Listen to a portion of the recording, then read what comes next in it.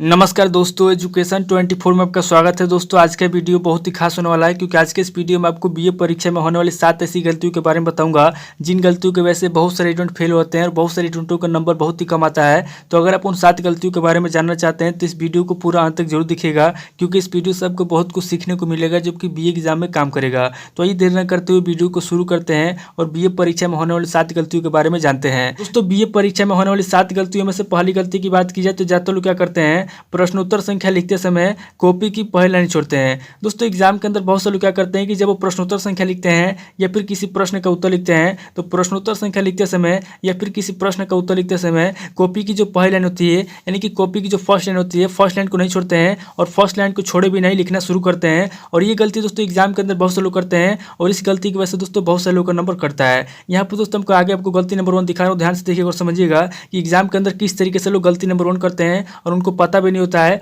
और इसकी वजह से उनका नंबर कट जाता है। यहाँ पर दोस्तों आप गलती नंबर 1 को देख सकते हैं। यहाँ पर दोस्तों आप ध्यान से देखेंगे, यहाँ पर दोस्तों अगर आप गलती नंबर 1 को ध्यान से देखेंगे तो यहाँ पर दोस्तों गलती नंबर 1 ये किया गया है। यहाँ पर दोस्तों कॉपी की जो पहली लाइन है कॉपी की पहली लाइन से लिखना शुरू किया गया है, जबकि दोस्तों एग्जाम के अंदर कॉपी की जो पहली लाइन होती है कॉपी की पहली लाइन को छोड़ना होता है। लेकिन यहाँ पर दोस्तों क्या किया गया है, यहाँ पर दोस्तों कॉपी की जो पहली लाइन है कॉपी की पहली लाइन से लिखना शुरू किया गया है, जो कि दोस्तों बिल्कुल भी गलत है। तो एग्जाम में दोस्तों बहुत से लोग यही गलती करते हैं, कॉपी की जो पहली लाइन होती है कॉपी की पहली लाइन से लिखना शुरू कर देते हैं और इसकी वजह से क्या होता है, इसकी वजह से दोस्तों उसका नंबर कट जाता है। तो एग्जाम में दोस्तों आपको गलती नंबर 1 नहीं करना है, कॉपी की जो पहली लाइन होती है आपको एग्जाम में क्या करना है, अगर आप किसी प्रश्न का उत्तर लिख रहे हैं या फिर अगर आप कुछ भी लिख रहे हैं तो कॉपी की जो पहली लाइन है आपको क्या करना है, कॉपी की जो पहली लाइन है कॉपी की पहली लाइन को छोड़ देना है और उसके बाद से दूसरी लाइन से आपको लिखना शुरू करना है। यानी कि जो आपकी कॉपी की पहली लाइन होती है, ध्यान से समझ लीजिए, कॉपी की जो पहली लाइन होती है आपको एग्जाम के अंदर कॉपी की पहली लाइन को छोड़ देना है और दूसरी जो आपकी लाइन होती है दूसरी लाइन से आपको लिखना शुरू करना है। चाहे आपका फर्स्ट पेज हो, सेकंड पेज हो, थर्ड पेज, आपकी कॉपी के अंदर जितने पेज होते हैं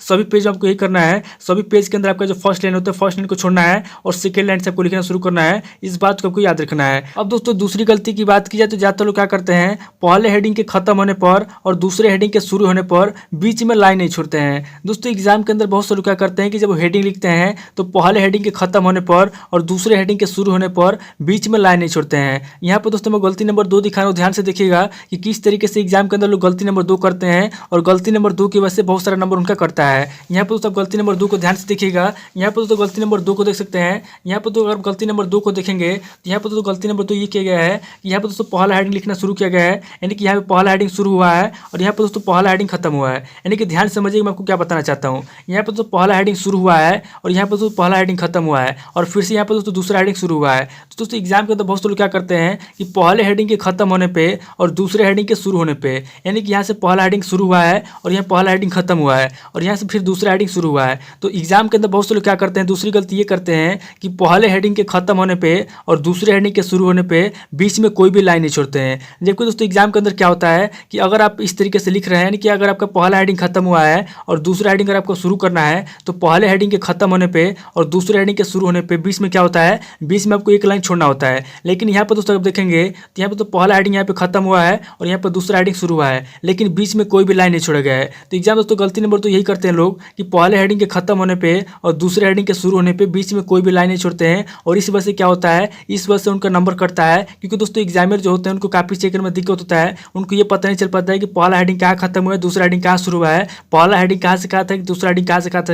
और इस कंडीशन में क्या होता है कि आपका जो नंबर होता है आपका नंबर काट देते हैं। तो एग्जाम में दोस्तों आपको गलती नंबर 2 नहीं करना है। अगर आप कोई भी हेडिंग लिख रहे हैं तो पहले हेडिंग के खत्म होने पे और दूसरे हेडिंग के शुरू होने पे बीच में क्या करना है, बीच में आपको कम से कम एक लाइन छोड़ना ही छोड़ना है। एक लाइन छोड़ने के बाद आपको लिखना है, अन्यथा अगर आप इस तरीके से लिखेंगे तो आपका नंबर वैसे कटेगा। अब दोस्तों हम आगे बढ़ते हैं और गलती नंबर 3 को देखते हैं। यहाँ पर दोस्तों गलती नंबर 3 की बात की जाए, ज्यादातर लोग क्या करते हैं, जल्दी जल्दी लिखने के लिए शब्दों को लाइन के नीचे लिखते हैं। दोस्तों बहुत सारे लोग क्या करते हैं कि शुरुआती में 7 से 8 पेज बहुत अच्छे तरीके से लिखते हैं, शुरुआती में उनका राइटिंग भी अच्छा होता है, लेकिन जैसे ही आगे बढ़ते हैं और उनको पता चलता है कि बहुत कम समय बचा हुआ है और बहुत कम समय के अंदर बहुत सारे क्वेश्चन को लिखना है, तो उस कंडीशन में क्या करते हैं, उस कंडीशन में दोस्तों जल्दी जल्दी लिखने के लिए यानी कि फास्ट लिखने के लिए क्या करते हैं, शब्दों को लाइन के नीचे लिखना शुरू कर देते हैं। यहाँ पर दोस्तों गलती नंबर 3 दिखा है, ध्यान से देखिएगा। यहाँ पर दोस्तों गलती नंबर 3 को देख सकते हैं। यहाँ पर तो गलती नंबर 3 ये किया गया है, यहाँ पर दोस्तों जो भी शब्द लिखा गया है, यहाँ पर अगर आप शब्दों को देखेंगे तो यहाँ पर जो भी शब्द लिखा गया है शब्दों को लाइन के नीचे लिखा गया है। तो एग्जाम में दोस्तों अगर आप इस तरीके से फास्ट लिखने के लिए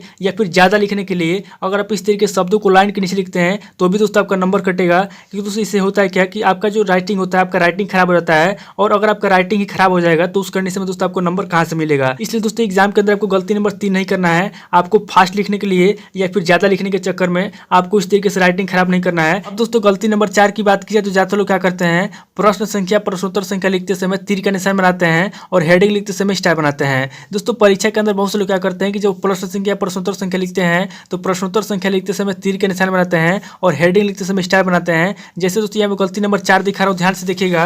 यहाँ पे दोस्तों आप गलती नंबर 4 को देख सकते हैं। यहाँ पे दोस्तों अगर आप देखेंगे यहाँ पे तो प्रश्न संख्या 4 लिखा गया है और बीच में अगर आप देखेंगे तो यहाँ पे दोस्तों बीच में तीर का निशान बनाया गया है। उसी तरीके दोस्तों अगर आप नीचे देखेंगे तो यहाँ पे प्रश्नोत्तर संख्या 5 लिखा गया है और बीच में दोस्तों तीर का निशान बनाया गया है। उसी तरीके दोस्तों अगर आप नीचे देखेंगे तो यहाँ पे तो हेडिंग लिखा गया है और हेडिंग की जगह आप देखेंगे तो यहाँ पे तो अंडरलाइन दिया गया है और अंडरलाइन के बीच में अगर आप देखेंगे तो यहाँ पे तो अंडरलाइन के बीच में स्टार बनाया गया है। तो इस तरीके दोस्तों एग्जाम के अंदर आप इस तरीके से स्टार बनाते हैं, यानी कि हेडिंग लिखते समय अगर आप स्टार बनाते हैं या फिर प्रश्नोत्तर संख्या प्रश्न संख्या लिखते समय अगर आप तीर के निशान बनाते हैं तो एग्जाम में दोस्तों आपका बहुत ज़्यादा नंबर कटता है। क्योंकि दोस्तों यहाँ पे आप सोच सकते हैं कि यहाँ पे दोस्तों आप कोई डिजाइनिंग का पेपर नहीं दे रहे हैं, यहाँ पे तो आप बीए का पेपर दे रहे हैं। बीए के एग्जाम में दोस्तों अगर आप इस तरीके से स्टार बनाएंगे या फिर इस तरीके से अगर आप तीर के निशान बनाएंगे तो दोस्तों आपका नंबर नहीं कटेगा तो क्या होगा।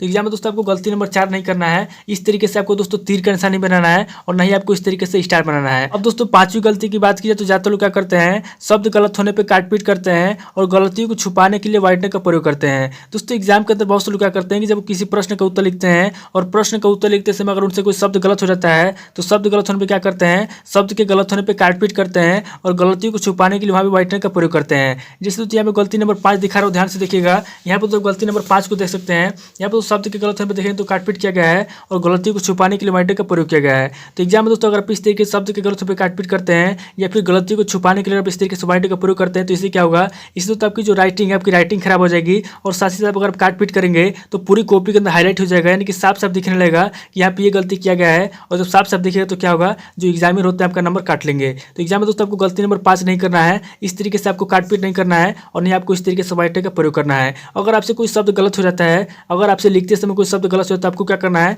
आपको इस तरीके से काटपीट नहीं करना है बल्कि उसकी जब क्या करना है, उसकी जब आपको बीच से मार करके छोड़ देना है। यानी कि मान लीजिए आपसे कोई शब्द गलत हो गया, जैसे ये शब्द गलत हो गया तो आपको क्या करना है कि शब्द के गलत होने पे आपको इस तरीके से काटपीट नहीं करना है बल्कि आपको बीच से एक बार मार्क करना है और एक बार मार्क करके आपको छोड़ देना है। बाकी शब्दों के साथ छेड़छाड़ नहीं करना है, वरना इससे आपकी राइटिंग खराब हो जाएगी और जब राइटिंग खराब होगी तो आपका नंबर काटेगा। अब दोस्तों गलती नंबर 6 की बात की तो ज्यादातर लोग क्या करते हैं, लॉन्ग क्वेश्चन का आंसर 1.5 से 2 पेज में लिखते हैं। दोस्तों एग्जाम के अंदर बहुत से लोग क्या करते हैं कि जो लॉन्ग क्वेश्चन होता है, यानी कि जो दीर्घ उत्तरीय प्रश्न होता है, दीर्घ उत्तरीय प्रश्न का उत्तर क्या करते हैं, दीर्घ उत्तरीय प्रश्न का उत्तर 1.5 से 2 पेज में लिखते हैं, यानी कि बहुत ही कम शब्दों में लिखते हैं। यहाँ पर तो समझा रहा हूँ, ध्यान समझिएगा गलती नंबर 6 कैसे करते हैं। यहाँ पर तो मैं बता दूं कि जो लॉन्ग क्वेश्चन होता है, यानी कि जो दीर्घ उत्तरीय प्रश्न होता है, आपको पता है कि दीर्घ उत्तरीय प्रश्न का जो उत्तर होता है इसके आंसर आपको 500 शब्दों में लिखना होता है। अब दोस्तों ये जो आपके 5 शब्द होते हैं, अब दोस्तों आप खुद सोचिए कि जो 500 शब्द आपके, क्या 500 शब्द आपके 1.5 पेज में 2 पेज में आ जाएंगे, नहीं आएंगे। यानी कि जो आपके 500 शब्द होते हैं, ये दोस्तों 500 शब्द आपके कितने पेज में आएंगे, 500 जो शब्द होते हैं, यानी कि जो लॉन्ग क्वेश्चन होता है इसके आंसर आपको 500 शब्दों में लिखना होता है।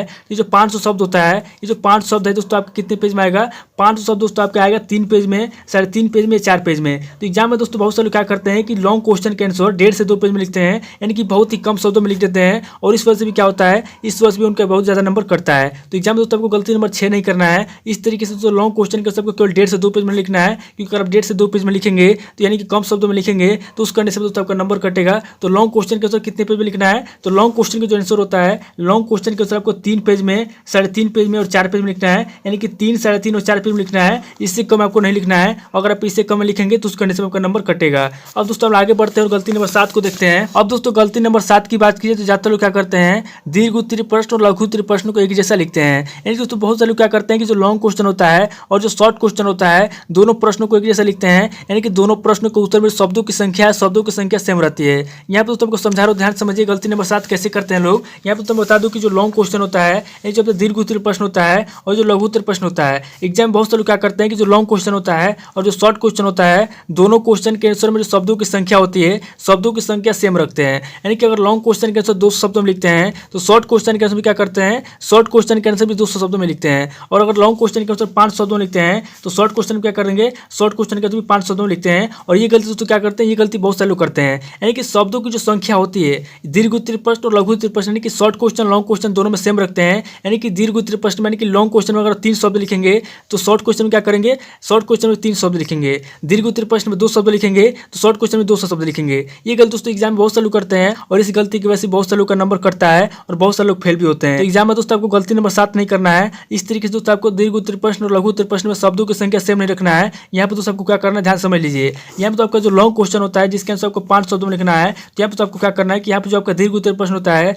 इसके आंसर आपको कम से कम 3 पेज, 3.5 पेज, 4 पेज में लिखना है। और जो शॉर्ट क्वेश्चन होता है इसके आंसर आपको कितने पेज में लिखना है, इसके आंसर आपको 1.5 से 2 पेज में लिखना है, इससे कम आपको नहीं लिखना है। बात क्या रखिएगा। तो दोस्तों इस वीडियो के अंदर मैंने आपको 7 गलतियों के बारे में बता दिया। एग्जाम के अंदर आपको 7 गलतियों में से किसी भी गलती को नहीं करना है, क्योंकि अगर आप किसी भी गलती करते हैं तो इससे आपको बहुत बड़ा नुकसान हो जाएगा। दोस्तों आज इस वीडियो को मैं स्किप करता हूँ, मिलता है आपसे नेक्स्ट वीडियो में। अगर आपको वीडियो अच्छा लगा तो वीडियो को लाइक कीजिए, शेयर कीजिए और कमेंट करके बताइए कि आपको नेक्स्ट वीडियो किस टॉपिक ऊपर चाहिए। थैंक यू दोस्तों।